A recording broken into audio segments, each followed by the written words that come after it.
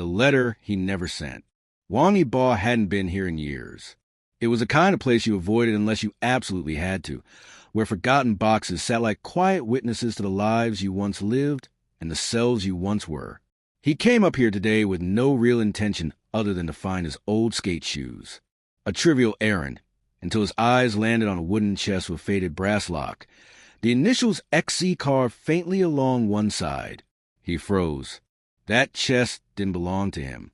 Not originally.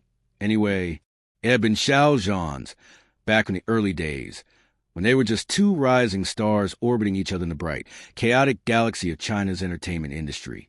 Yibo remembered the night he'd ended up with it, too, a hurried exchange in a dressing room.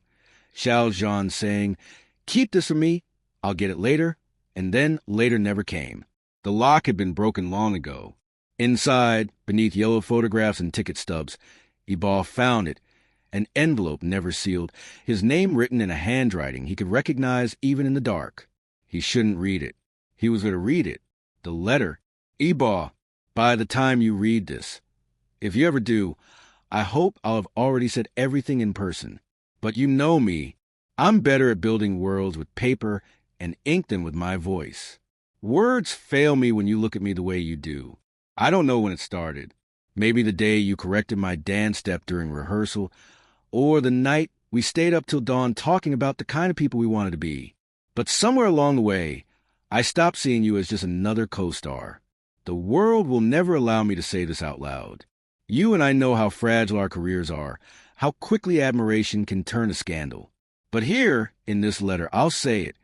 I care for you in ways I can't explain without changing everything. If I could, I would trade all the noise, all the cameras, for just one day where it's only us. No brands, no scripts, no publicists.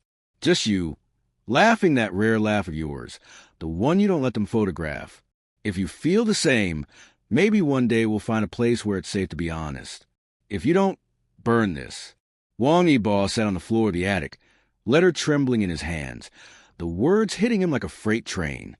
He could almost hear Xiao Zhan's voice, the slight hesitation between sentences, the way he always tested the air for danger before saying anything real. For years ago, that was the height of the Untamed craze. Back then, they'd been everywhere together, in interviews, fan meets, endorsements, a storm they couldn't escape. And yet, reading this now, Yibo realized he hadn't noticed a real storm brewing under the surface. He remembered Xiao Zhan disappearing for a few weeks after a certain press tour. Rumors had flown, as they always did. Creative break.